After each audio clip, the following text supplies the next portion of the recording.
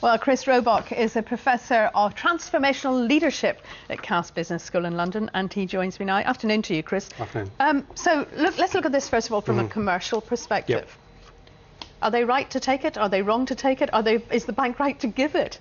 Well, as Joe was saying, they are entitled to take it if they want to. And let's not forget, in all honesty, Stephen Hester was recruited to run a global bank, one of the largest global banks, that was literally falling to pieces as a commercial chief executive, not as a public sector employee. The other thing is that he is measured against other bank chief executives in terms of his performance and his pay. And if you compare what he is currently getting against his peers in the banking world, he's actually at the bottom of the pack. But that doesn't necessarily mean that whilst that's acceptable for that particular industry sector, that the general public thinks it's morally right. And that's the irreconcilable problem we have here. We have the commercial drivers versus the sense of fairness and the sense of morality. And in the middle, the politicians. And in the middle, the politicians who are, as usual, attempting to score points off each other. And those that aren't in government are effectively saying that the government should do this and should do that. And the government are somewhat hidebound by the contracts and the fact that they need to keep this team in place to take the bank forward. The last thing we need now is for that team to leave the bank. I had a text earlier on from a nurse who says she just is appalled by the whole thing. Yep. She gets paid to do her job. Absolutely. She doesn't get a bonus at the end of the year for how many patients she gets through and saves. She said, why can't bankers just be paid to do their jobs? Why do there have to be bonuses? Well, the issue here is, if you think about it from the perspective of the bank, if you pay somebody just for doing their job, they get the money irrespective of how well they do the job.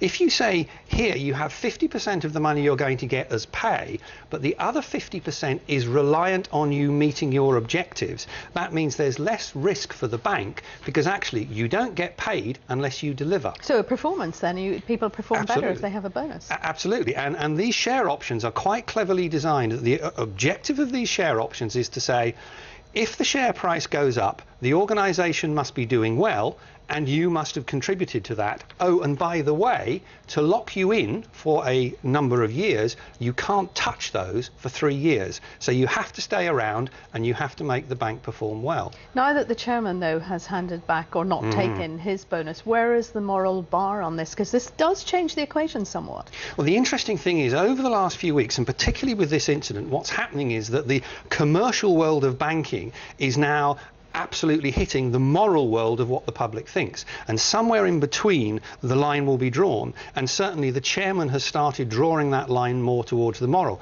But let's not forget, this isn't just a problem about Stephen Hester and RBS, because other banks will be announcing their results in the near future, and I suspect that the payments for those senior executives in those banks are going to be significantly bigger. Thus, there is not the Hester RBS problem, there is the remuneration problem, full stop, in this sector.